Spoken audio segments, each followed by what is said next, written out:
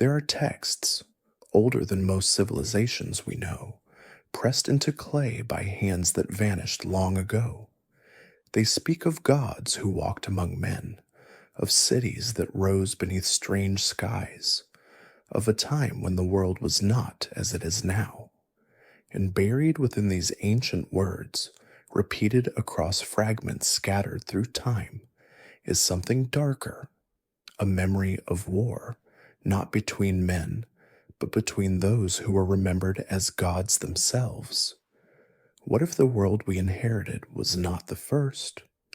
What if long before our own histories began, there existed something older, something vast?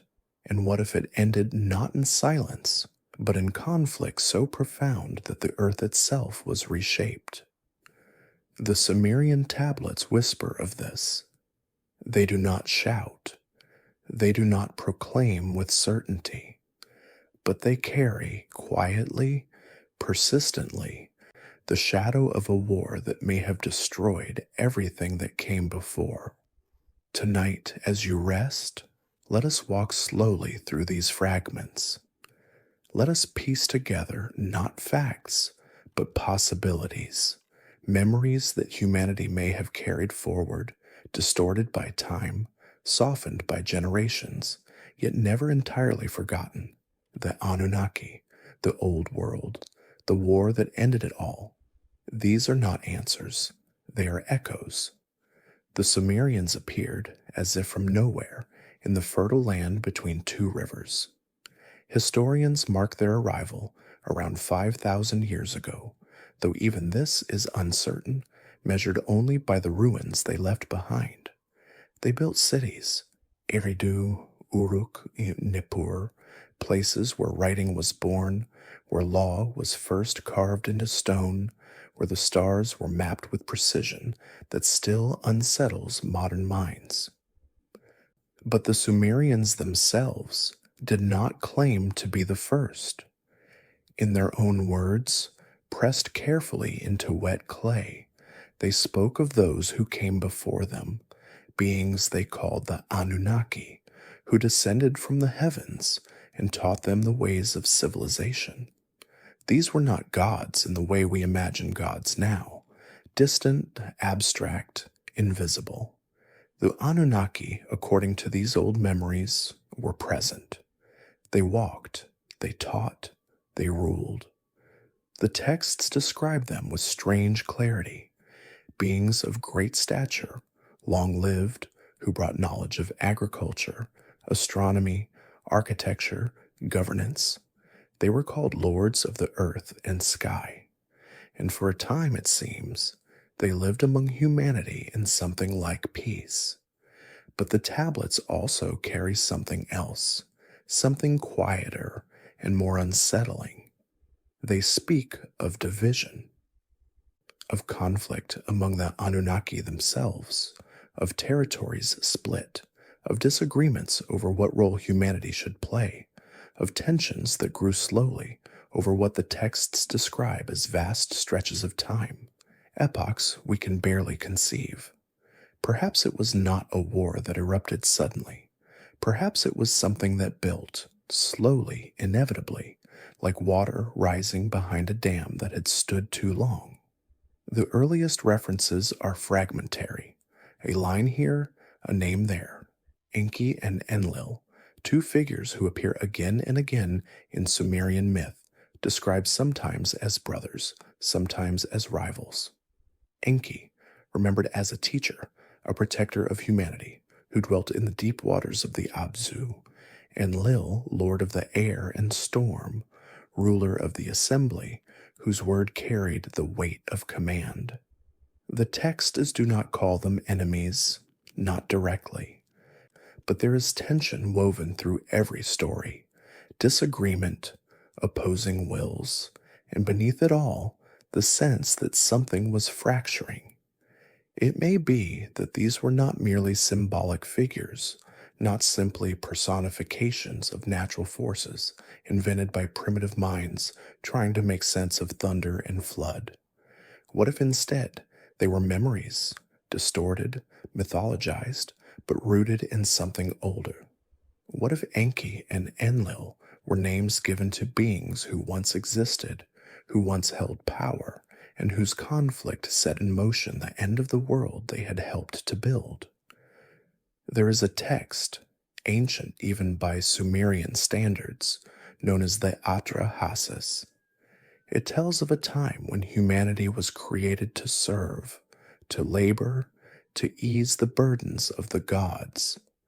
But it also tells of something else, of humanity growing too numerous, too loud, disturbing the peace of those who ruled above. Enlil in this story grows weary of the noise, the chaos of human life spreading across the earth. He proposes solutions: plague, famine, drought, and finally flood, a great deluge to wipe the earth clean, to return it to silence. But Enki opposes this. The text remembers him warning a man named Atrahasis, instructing him to build a vessel to preserve life, to survive what was coming. This is not presented as rebellion, not quite, but as quiet defiance. A disagreement carried to its ultimate conclusion. One god sought to erase humanity, another sought to preserve it, and the world, caught between them, was drowned. We have heard this story before, carried forward into other traditions: Noah, Utnapishtim, countless flood myths that span cultures and continents. But the Sumerian version carries a detail the others often lose. The flood was not an act of nature. It was a decision, a weapon, a consequence of divine conflict. What if the flood, remembered in so many traditions, was not symbolic? What if it was a memory, passed down through generations, of something that truly happened, not as myth, but as history so distant we can no longer touch it except through story? And what if the war between the Anunnaki, hinted at in fragments, whispered in contradictions, was the cause? The texts are not systematic. They do not offer timelines. They do not explain in the way modern minds crave explanation. Instead, they circle, they repeat, they offer glimpses. There are references to wars in heaven, to battles among the gods, to weapons that shook the foundations of the earth. The Lugal-E, another ancient poem, describes Ninurta, a warrior god, doing battle with forces described as stones and mountains, yet imbued with life, with will. The language is strange, almost incomprehensible, but it carries the weight of something vast, something terrible. Were these actual conflicts, or were they metaphors for natural disasters, for earthquakes and volcanic eruptions that primitive people could only explain through divine action? Or perhaps. And yet, the consistency is striking. Across Sumerian, Akkadian, Babylonian texts, the same theme returns. The gods fought among themselves, and the earth suffered for it. There's another text, darker still, known as the Eridu Genesis. It is broken, incomplete, much of it lost to time. But what remains tells of the creation of humanity, of cities built and then destroyed, of a world that existed before the flood and was utterly erased by it. The gods, it says, regretted what they had done. They wept at the destruction. But the deed was finished. The old world was gone. What was that old world? The texts do not describe it in detail, but they speak of it as if it was known, as if the listeners understood what had been lost. There are hints, cities of great beauty, gardens that needed no rain, knowledge that was later forgotten. The Sumerians themselves, appearing suddenly with writing and mathematics and astronomical precision, may have been inheritors of fragments, carriers of what little survived. Some of the tablets describe the Anunnaki withdrawing after the flood, retreating to the heavens, becoming distant. Perhaps the war had exhausted them. Perhaps the destruction of the old world was so complete, so horrifying, that even the victors could not bear to remain.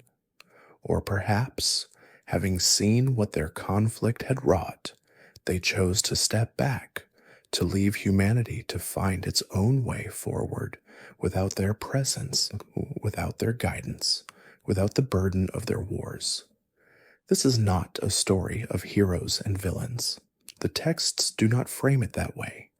Enki is not purely good, nor Enlil purely evil. They are vast, incomprehensible, acting according to purposes we can only guess at. And perhaps that is what makes the memory so unsettling. Not that the world was destroyed by malice, but that it was destroyed by indifference, by disagreement, by powers too great to be opposed, and too divided to coexist.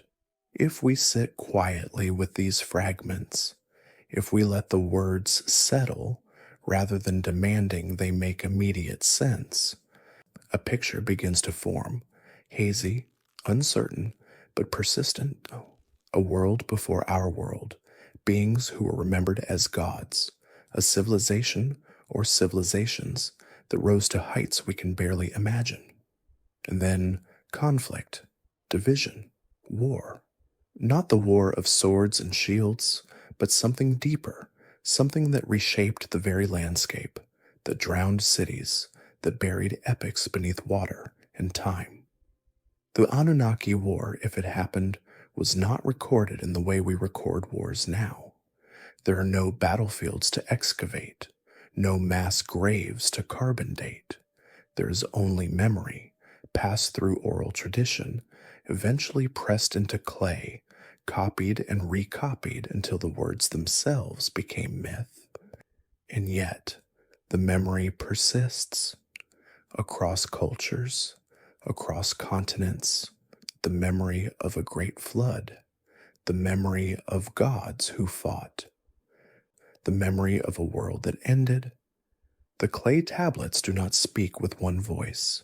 They contradict themselves, offer different versions, different names, different outcomes.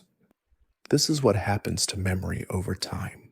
It fragments, it shifts, it adapts to those who carry it forward.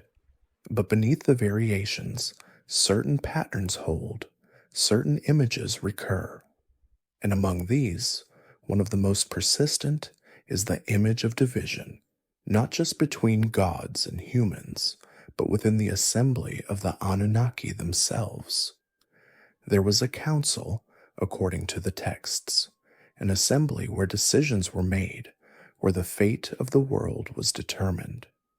Enlil presided, but he did not rule alone. There were others, Anu, the distant father who remained in the heavens, Enki, who moved between worlds, Ninhursag, the mother goddess whose voice carried weight, and many more whose names appear and fade across different tablets. They are described as debating, as voting, as reaching consensus or failing to reach it. And it is in these failures, perhaps, that the seeds of destruction were planted. The texts speak of humanity as a creation, fashioned for a purpose. The Atrahasis describes the Anunnaki laboring, growing weary, demanding relief. And so humanity was made, shaped from clay and divine essence, given just enough awareness to serve, but not enough to challenge. This is the story as it was remembered, but even within this creation myth, there is disagreement. Enki is credited with the design, with the careful balance of making beings intelligent enough to be useful, but mortal enough to remain controlled. Yet Enlil is described as wary from the beginning, suspicious of what humanity might become. What if this wariness was not without reason? What if over time humanity did become something more than intended? The texts hint at this. They describe generations passing, cities growing, humans multiplying until their voices rose like a great din that disturbed the heavens. But perhaps it was not merely noise. Perhaps humanity began to remember things it was not meant to remember, to question things it was not meant to question, to reach toward knowledge that had been carefully withheld. There are fragments that speak of forbidden teachings, of Enki sharing secrets with humanity that the assembly had decreed should remain hidden. The knowledge of writing, of mathematics, of the movements of celestial bodies. These gifts are presented sometimes as benevolent, sometimes as transgressive. And in this transgression, perhaps, lay the deepening of the divide between Enki and Enlil, one who saw humanity as worthy of elevation, another who saw it as a threat to be contained or erased. The decision to bring the flood was not unanimous. The Atrahasis makes this clear. The council debated. Enki spoke against it. But Enlil's will prevailed, and the other gods, weary of humanity's presence, consented to the destruction. Yet even in this decision, there was deception. Enki's warning to Atrahasis, his instruction to build the ark, was done in secret, against the will of the assembly. This was not merely kindness. This was defiance, and defiance among beings of such power could not remain without consequence. Imagine, if you allow yourself, what such a conflict might have looked like. Not armies clashing on open fields, but forces that moved through the earth itself. The texts describe weapons that are difficult to comprehend, storms that did not come from clouds, fires that burned without fuel, floods that rose not from rain, but from the breaking of the deep. These descriptions have been dismissed as primitive attempts to explain natural disasters. But what if they were not explanations at all? What if they were memories of technologies, of powers, of capabilities that we have since lost the language to describe? There is a Sumerian text known as the Lugal-A, which tells of Ninurta's battle against the Asag, a demon or force dwelling in the mountains. The battle is described in language that feels almost geological, mountains splitting, stones flying through the air, the earth itself convulsing. Ninurta uses weapons called the Sharur, described as a mace that could speak, that could fly, that could strike at a distance. The language is mythological, wrapped in the vocabulary of gods and demons. But strip away the divine framing, and what remains? A description of conflict, using forces and tools beyond conventional warfare. Could the Anunnaki war have been fought this way? Not with swords, but with the bending of natural law, the manipulation of forces we now attribute only to geology and meteorology. If beings existed with knowledge far beyond what humanity possessed, if they understood the earth in ways we are only beginning to rediscover, then their conflicts would not have resembled human warfare at all. They would have reshaped landscapes, diverted rivers, triggered earthquakes, summoned floods. And perhaps this is what the Sumerian flood memory truly represents. Not divine judgment in the abstract, but a deliberate act of destruction carried out through means we can no longer fully comprehend, remembered by the survivors as the wrath of God, because no other explanation made sense. The aftermath of the flood, according to the texts, was a world diminished. The assembly of the gods looked upon what had been done and felt something close to regret. The Epic of Gilgamesh, which carries forward the flood story through the character of Utnapishtim, describes the gods weeping, cowering like dogs, shocked by the devastation they had unleashed. Even Enlil, upon discovering that humans had survived through Enki's intervention, is not triumphant. He is disturbed. The extent of the destruction had exceeded what was intended. This detail is important. It suggests that even those who ordered the flood did not fully control it, did not fully understand what would result. Perhaps the forces they unleashed were more powerful than anticipated. Perhaps the world they destroyed had been more interconnected, more fragile than they realized. Or perhaps, in their conflict with one another, they had acted without full unity of purpose, and the resultant chaos was a reflection of their own division. What happened to the Anunnaki after the flood? The texts grow quieter. There are fewer direct appearances, fewer interventions. Kings still claim divine mandate, still trace their authority back to the gods, but the gods themselves seem to recede. They become distant. They communicate through dreams, through omens, through intermediaries. No longer do they walk openly among humanity, as the earlier texts describe. Something has changed. Perhaps the war did not end with the flood. Perhaps it merely transformed. Perhaps the conflict that had once been open became hidden, carried out in subtler ways, through chosen kings and rival cities, through human proxies, rather than divine action.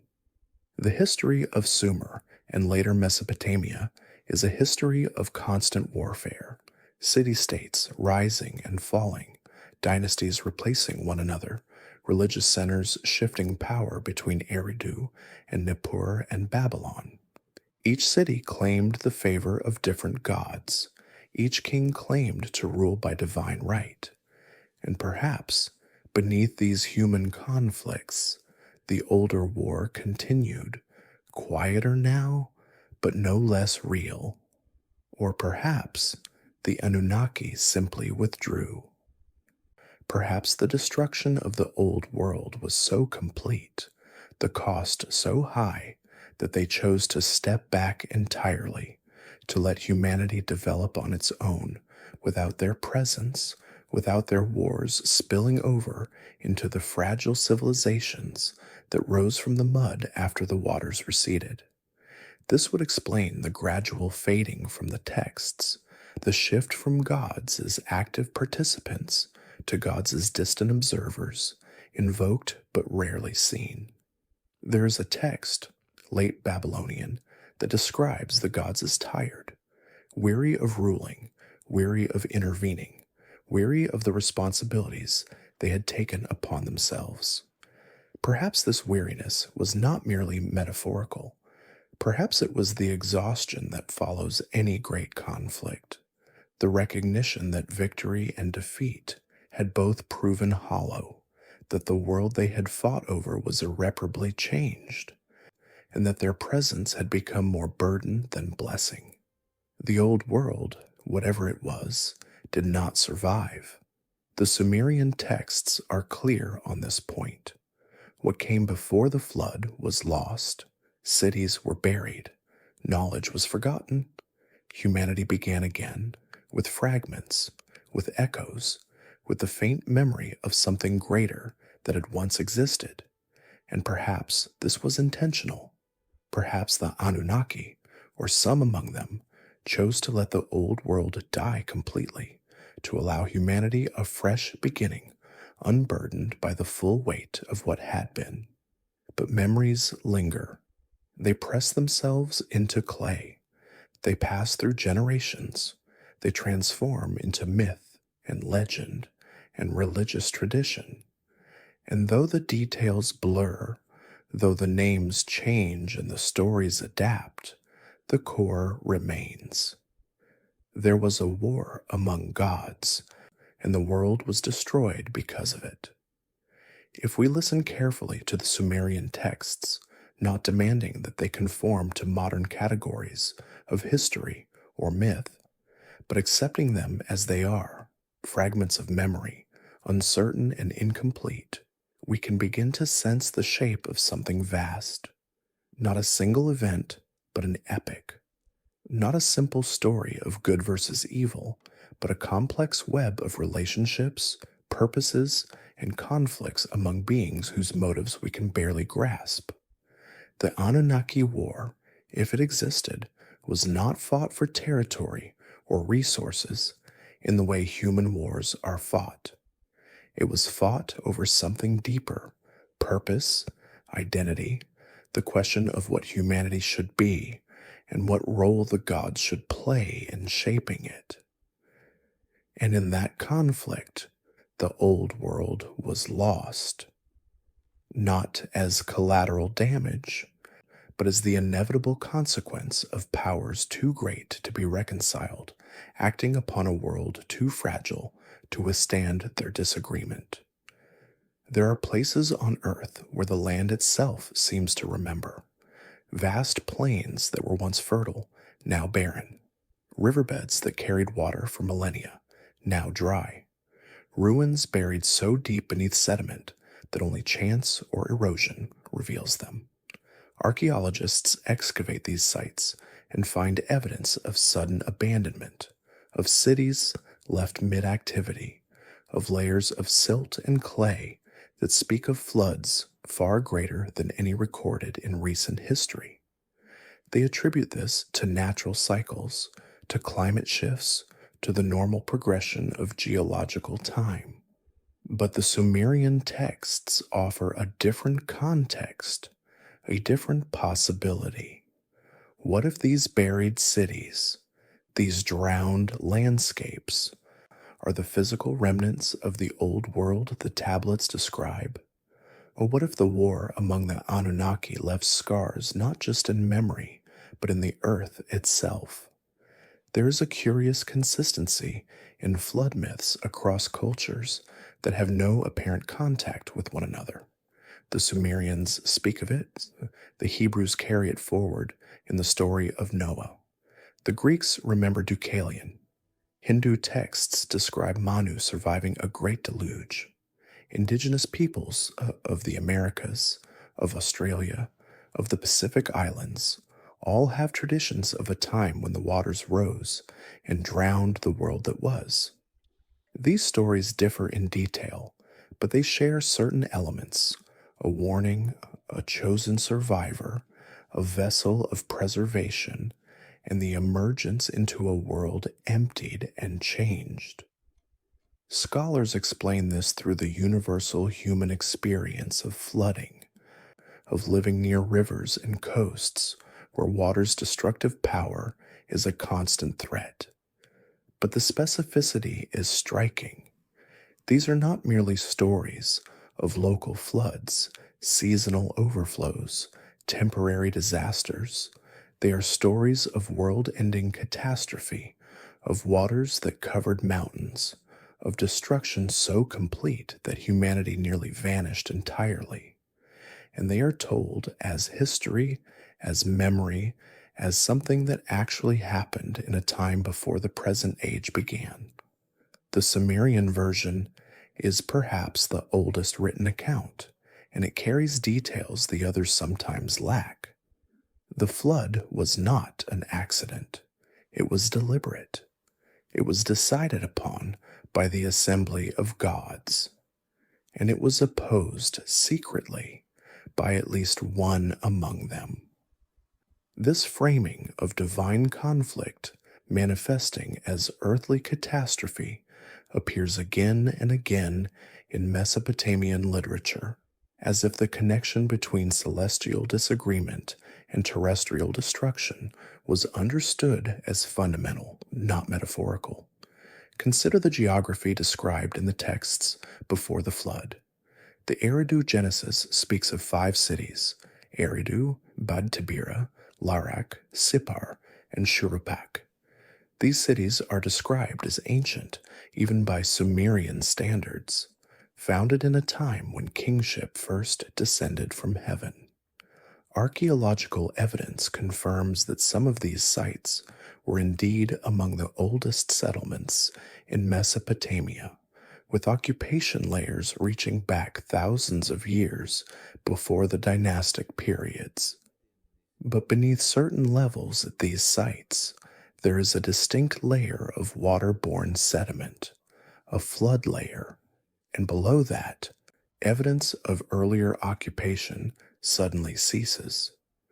This has been interpreted various ways.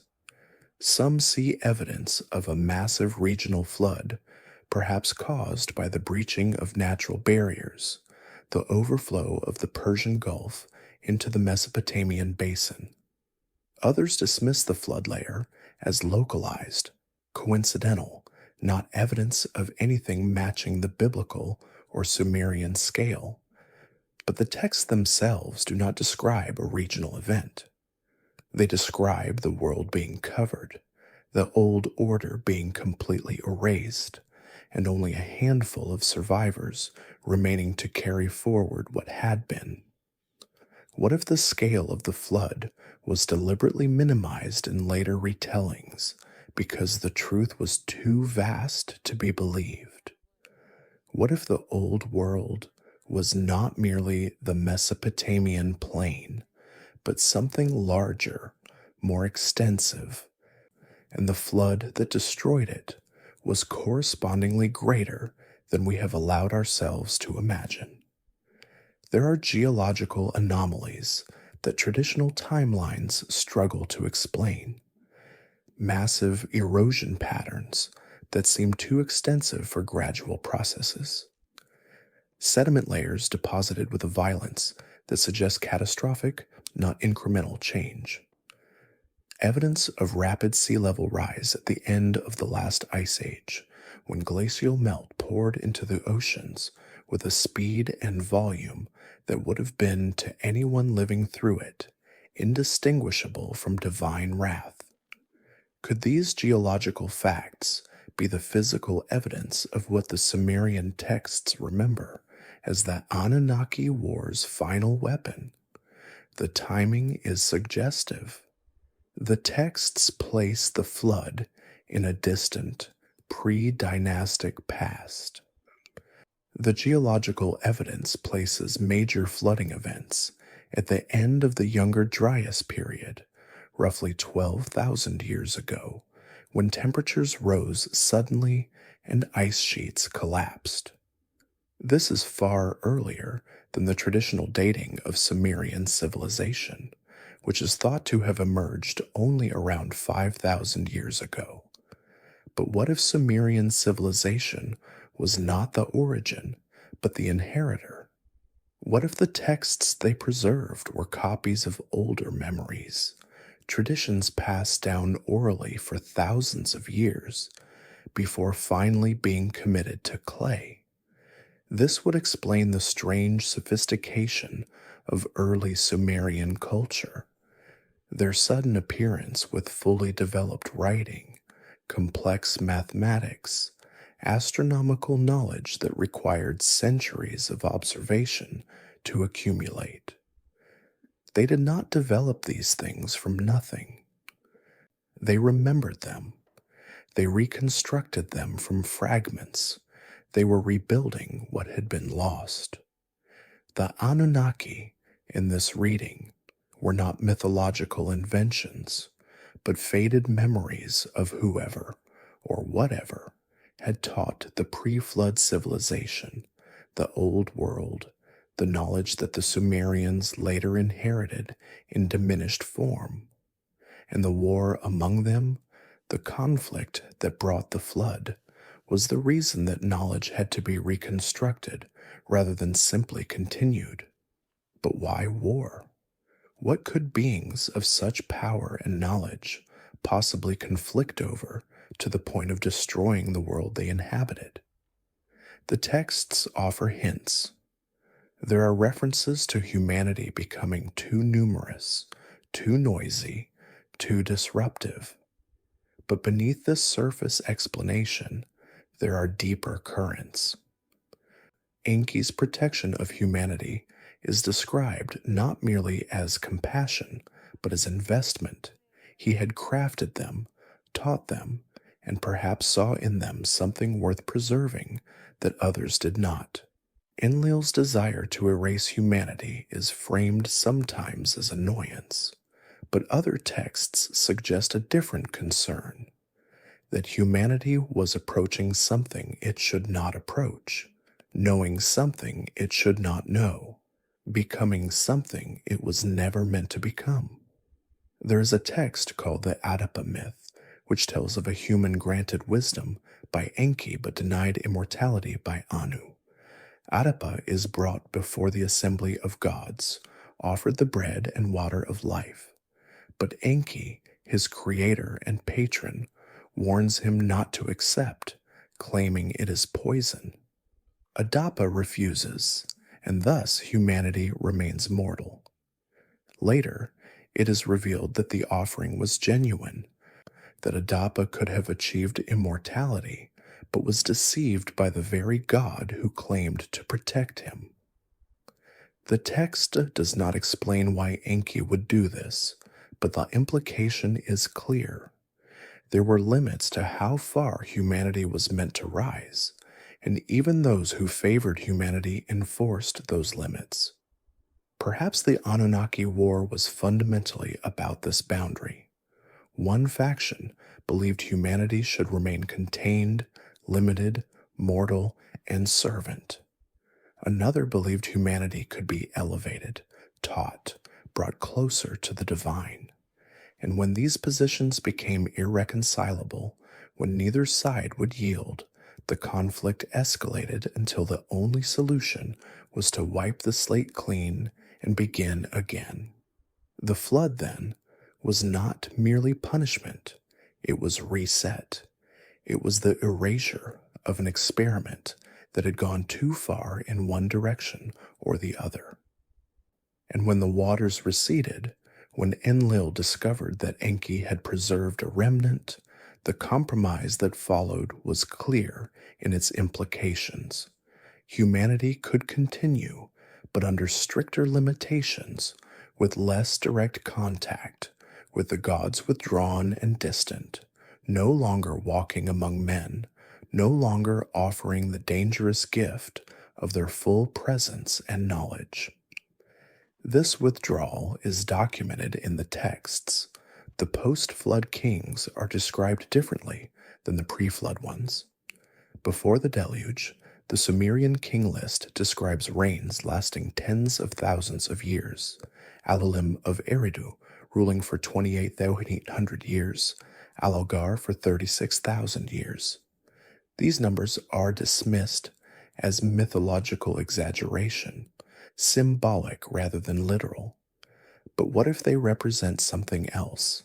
Not the lifespans of individual humans, but the duration of epochs, of ages when time was measured differently, or when those who ruled were not human at all.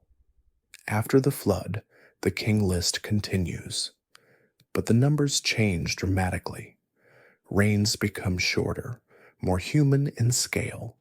A few hundred years, a few dozen, eventually settling into numbers that seem historically plausible.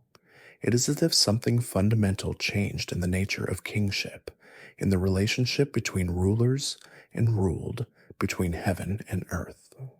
The Anunnaki, if they had once ruled directly, now ruled through intermediaries, through human kings who claimed divine mandate but were unmistakably mortal. Perhaps this was the peace, the compromise, the resolution of the war.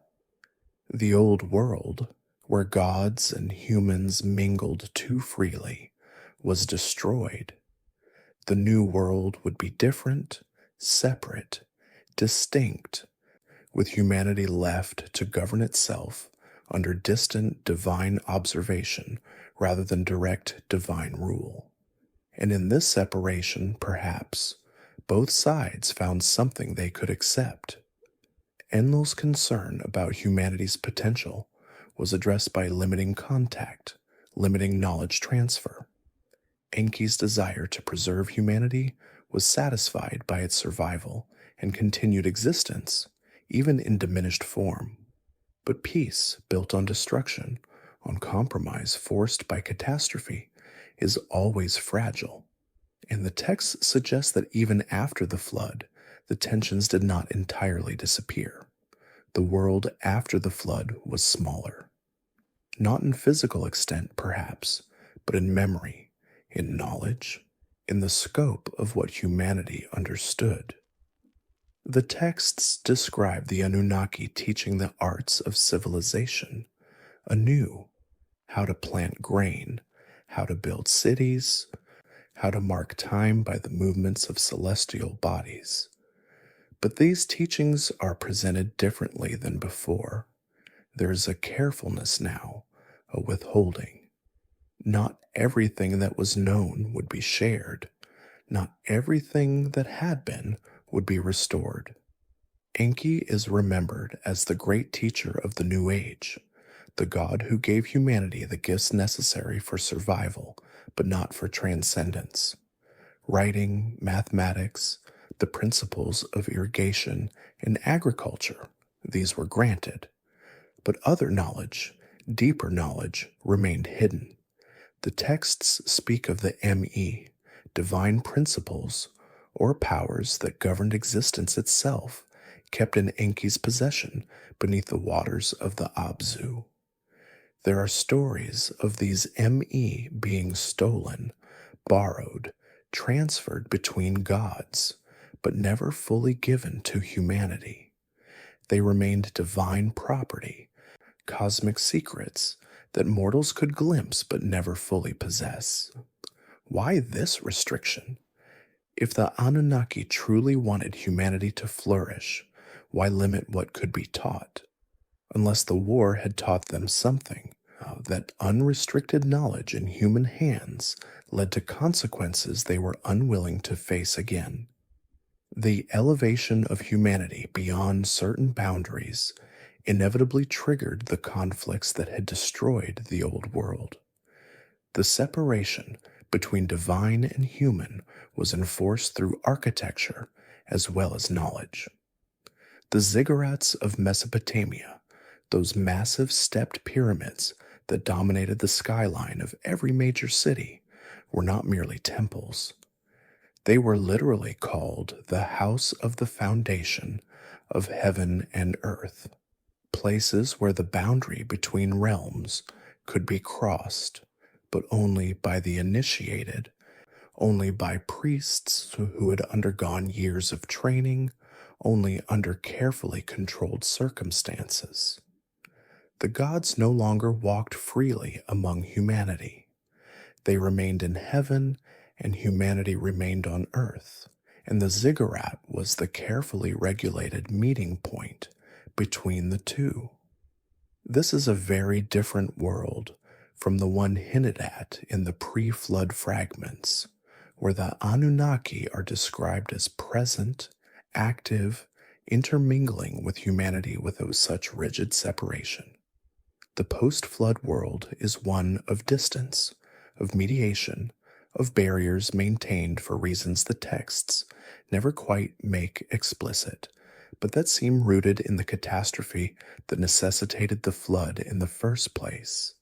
And yet, even with these precautions, the old tensions did not disappear entirely. The history of Mesopotamia after the flood is a history of constant conflict, not the cosmic war of gods, but human wars that nevertheless carried divine overtones. City fought city. Dynasty replaced dynasty. And each conflict was framed as having divine sanction, divine purpose, as if the human warfare was somehow an extension of celestial disagreements that could no longer be fought directly. Nippur, the religious center of Sumer, was dedicated to Enlil. Eridu, the oldest city, belonged to Enki. These two cities never fought each other directly, but their political influence waxed and waned throughout Mesopotamian history and the dynasties that claimed power from one or the other seemed locked in an eternal struggle for supremacy. Was this merely human politics playing out beneath a veneer of religious justification? Or was it the continuation of the Anunnaki conflict, now fought through proxies, through human agents who perhaps did not even fully understand the older war they were perpetuating? There are texts that describe this explicitly. The Curse of Akkad tells of Naram Sin, a king who defied Enlil and was consequently destroyed, his empire shattered, his city abandoned. The destruction is attributed to divine punishment, but the language used is eerily similar to descriptions of the flood, devastation so complete that it reshaped the land itself. Was this another weapon in the ongoing conflict, another use of forces beyond human comprehension to settle scores between competing divine factions? Or perhaps, by this time, the Anunnaki themselves were truly gone, and what remained was only their legacy, human civilizations built on the fragments of their teaching, still organizing themselves according to the old allegiances, still invoking the old names, but no longer in direct contact with the beings those names originally referred to. This would explain the gradual fading from the texts, the shift from gods as active participants to gods as distant memories invoked for legitimacy, but rarely encountered. There's a sadness in the later Mesopotamian texts, a sense of abandonment, of calling out to gods who no longer answer, or who answer only in dreams and omens that require interpretation. The Epic of Gilgamesh captures this poignantly. A king seeking immortality, seeking the secrets the gods once possessed, traveling to the ends of the earth to find Utnapishtim, the flood survivor who was granted eternal life. And when Gilgamesh finally finds him, when he finally hears the story of the old world and its destruction, what does he receive? Not the gift of immortality, but the knowledge that such gifts are no longer given, that the age when gods and humans could cross that boundary is finished, and that humanity must accept its mortality and make meaning within those limits. This is the world the Anunnaki War created, a world of separation, of loss, of knowledge that was once available but is now hidden or forgotten. A world where humanity must struggle forward with only fragments, only echoes, only the faint memory of a time when things were different, when the gods were present, and when the possibilities seemed limitless, before the war brought it all crashing down. But fragments can be powerful. Echoes can carry far, and memory, even imperfect memory, shapes everything that follows. The Sumerians built their civilization on these fragments. They reconstructed writing from whatever oral traditions or physical remnants survived the flood.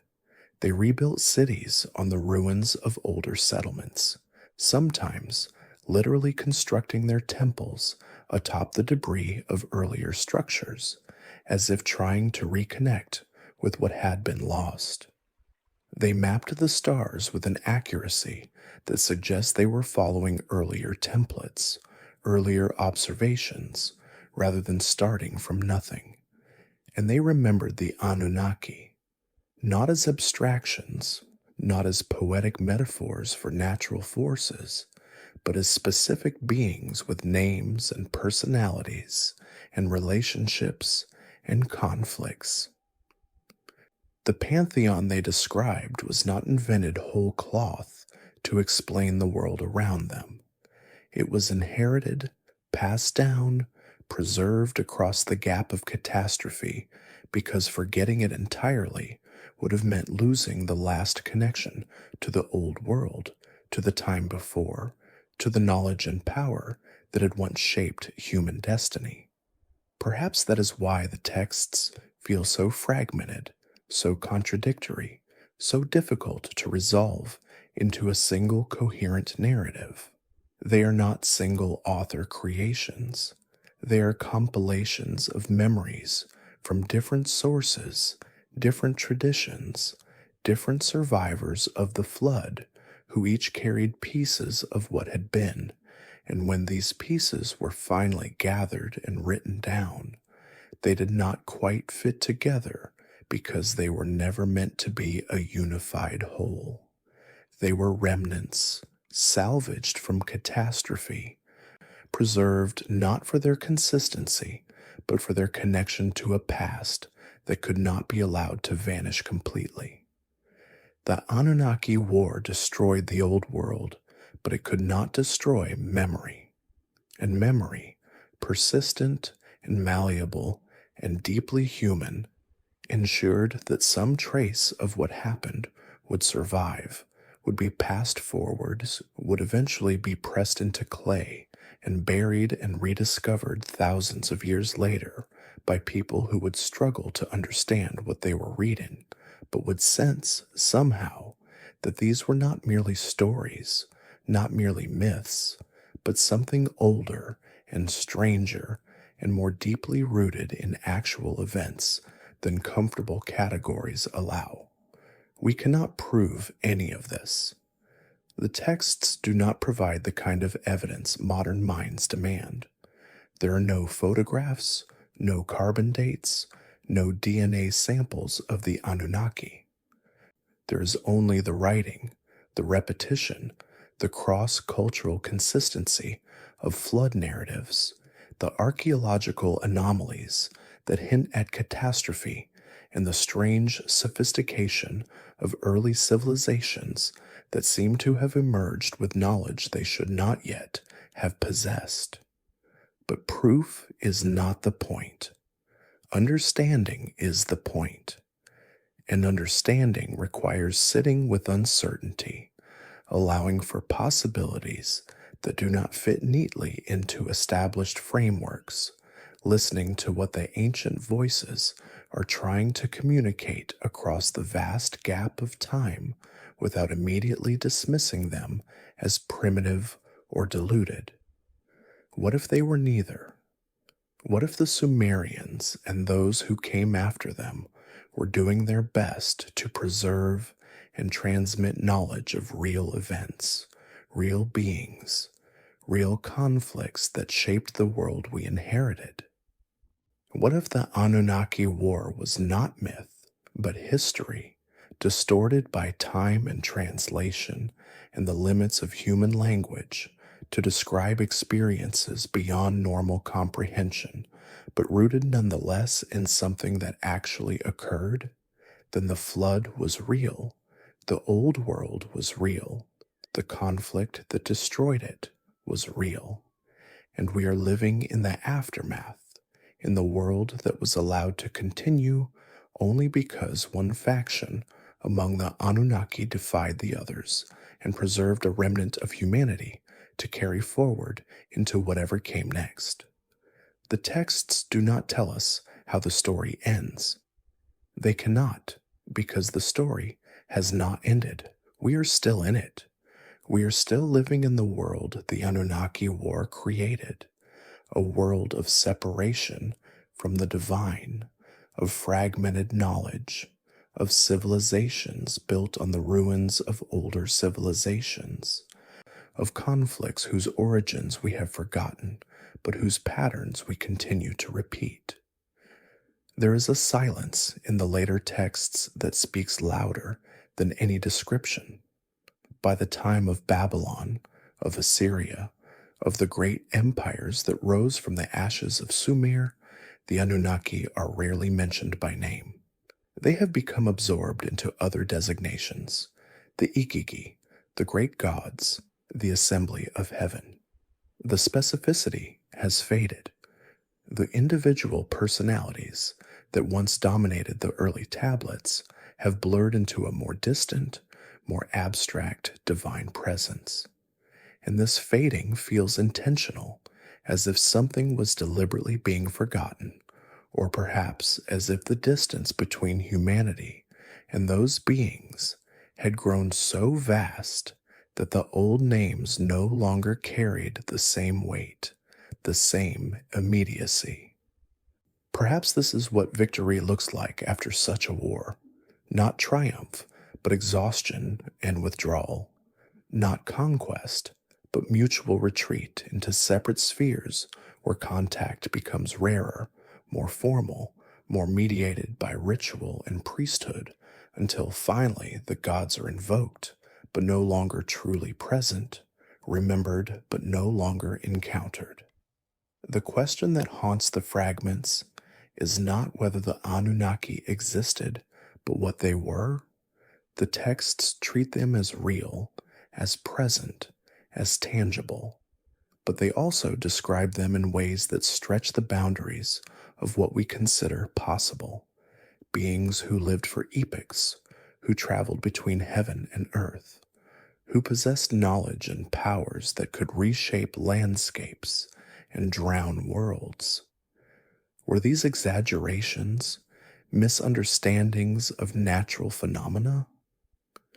Or were they accurate descriptions of something we no longer have language to properly categorize? There are scholars who read the Sumerian texts as evidence of ancient astronauts, of extraterrestrial visitors who were mistaken for gods by primitive humans. There are others who read them as pure mythology, as the human imagination projecting agency and personality onto natural forces it could not otherwise explain. And there are those who read them as garbled memories of advanced human civilizations that existed before recorded history and were lost to cataclysm. Each interpretation finds support in fragments of the texts while struggling to account for other fragments that do not quite fit. But perhaps the texts resist interpretation because they were never meant to be interpreted. Perhaps they were meant to be remembered, and remembering is not the same as understanding. A child who survives a war may remember the sounds, the fear, the fragments of overheard conversation between adults, without fully comprehending the politics or strategies or larger forces at play.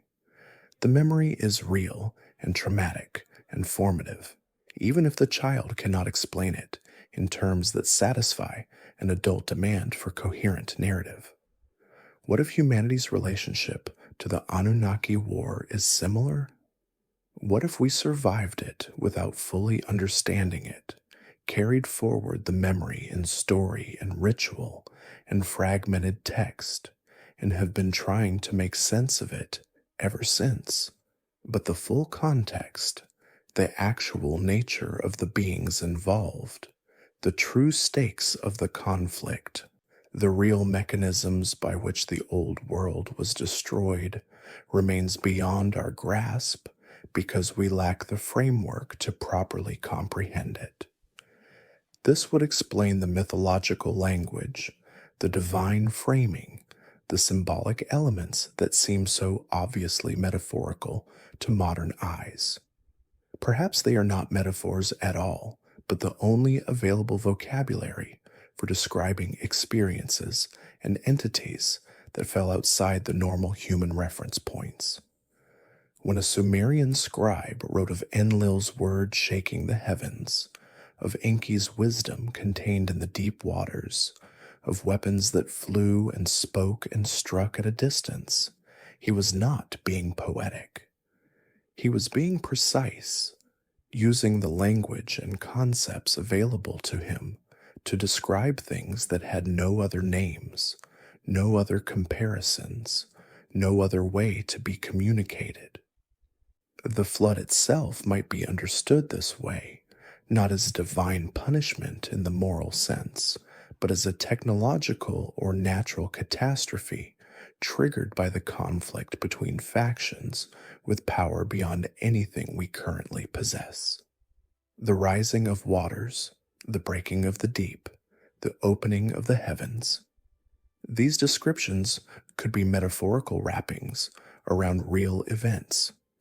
The collapse of ice dams, the rapid inundation of low-lying regions, the atmospheric disturbances that accompany massive flooding. Or they could be describing deliberate acts using technologies we cannot reconstruct, forces we cannot replicate, knowledge we have lost. Either way, the result was the same. The old world ended. The Anunnaki withdrew or diminished or transformed into something less present, less active, and humanity continued, carrying the memory like a scar, building new civilizations on the wreckage of what had been, never quite able to reach the heights that were hinted at in the fragmentary remembrances of before. So there is a text, late Babylonian, that captures this sense of loss with striking clarity.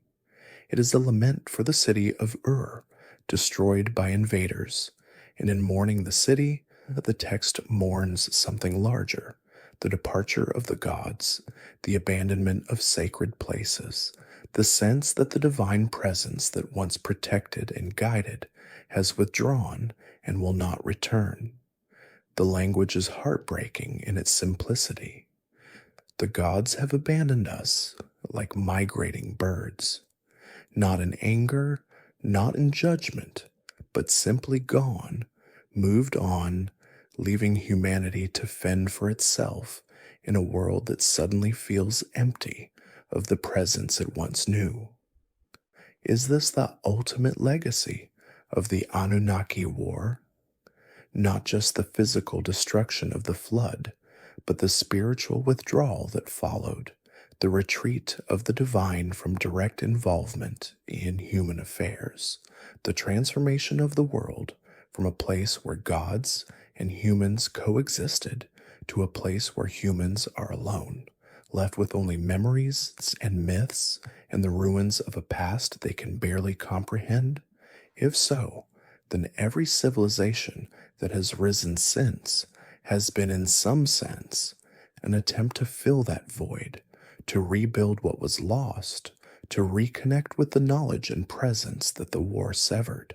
The ziggurats reaching toward heaven, the temples built to exacting specifications meant to invoke divine favor, the rituals performed generation after generation in hope that the gods might once again pay attention, might once again intervene, might once again share the secrets that were withdrawn after the catastrophe.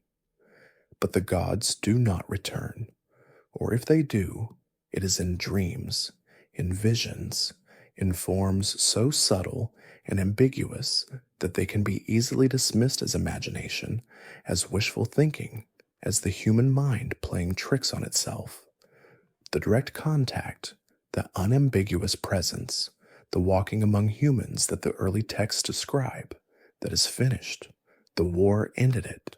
The flood marked the boundary. And everything since has been aftermath, echo, the slow fading of memory into myth, into legend, into stories we tell ourselves without quite believing anymore. Yet the stories persist. The flood narrative appears in virtually every culture. The memory of gods who once walked among us, taught us, then departed or were driven away. This appears across traditions separated by oceans and millennia. The sense that there was a golden age, a time before when things were different and better and more connected to something transcendent, before a great catastrophe or a great crime or a great war brought it to an end. This is perhaps the most universal of all human mythological themes. What if it persists because it is true, not in every detail, not in the specific names and places and mechanisms, but in essence? What if there truly was a before and an after, separated by catastrophe, and we are living in the after, looking back at fragments of the before, unable to fully grasp what was lost, but unable to stop searching for it nonetheless. The Sumerian texts in this light are not primitive superstition to be dismissed or ancient wisdom to be idealized. They are testimony. They are the written record of oral traditions that stretch back beyond the beginning of writing itself, preserved with care by scribes who understood that what they were copying was important, even if they no longer fully understood why. They are humanity's attempt to remember, to pass forward, to ensure that some trace of the old world and the war that destroyed it would survive even as the details grew hazy and the original context was lost. And perhaps that is enough.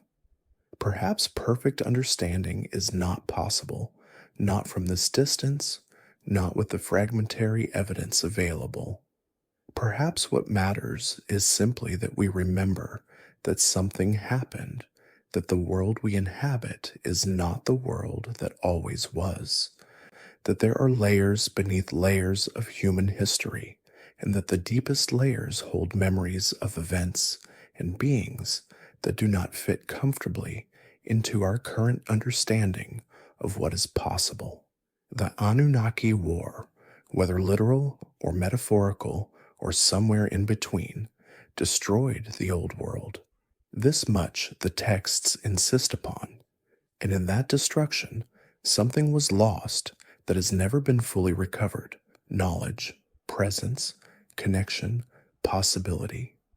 We build our civilizations in the shadow of that loss, sometimes consciously, more often unconsciously, always reaching back towards something we sense but cannot quite touch, something the ancients knew and we have forgotten, something the war took from us that we have been trying to reclaim ever since. The texts do not offer hope of recovery. They do not suggest that what was lost will be restored. They simply bear witness to the fact of loss, to the reality of the war, to the ending of the old world and the beginning of this one. And in bearing witness, they fulfill their purpose, ensuring that the memory survives, that the story continues, that we do not forget entirely what came before, even as the details slip further and further from our grasp with each passing generation. The clay tablets sit in museums now behind glass, cataloged and translated and debated by scholars who approach them with tools of linguistics and archaeology and comparative mythology. They are objects of study, pieces of a puzzle that humanity has been trying to solve for as long as we have been able to read the script pressed into them thousands of years ago. But perhaps they were never meant to be solved. Perhaps they were only meant to be remembered. There is something in the Sumerian fragments that resists easy answers, that pulls away from certainty, that insists on ambiguity. The Anunnaki remain elusive, even in the texts that describe them most directly. The war is referenced, but never fully explained. The old world is mourned, but never completely described. And the flood, the great catastrophe that separates before from after, is presented as both divine judgment and divine regret, as both necessary and tragic, as both ending and beginning. Maybe this ambiguity is the point. Maybe the texts preserve not answers, but questions, not explanations, but mysteries, not conclusions, but invitations to wonder about what came before, what was lost, what might have been different if the war had never happened or had ended differently. We stand so far from those events now, if they were events, that certainty is impossible. The language has changed. The context has vanished. The world itself has transformed beyond recognition. But the memory persists, faint and distorted, like an image reflected in water, disturbed by wind, recognizable but never quite clear, present but never quite graspable. Perhaps that is all we are meant to have: the echo without the voice, the shadow without the substance, the story without the full truth behind it. And perhaps that is enough, because the echo still tells us something important: that the world has depths we have not fathomed, that history extends further back than we can reliably trace, that there are questions older than our oldest answers. The Anunnaki, whether gods or memories or something in between, have withdrawn beyond the reach of our knowing. The war they fought, if they fought it, has ended. The old world is gone, but we remain, carrying forward the fragments they left behind, building our civilizations on foundations we did not lay, speaking languages that contain words we no longer fully understand, performing rituals whose original meanings have been forgotten, but whose forms we preserve, because some part of us senses they matter.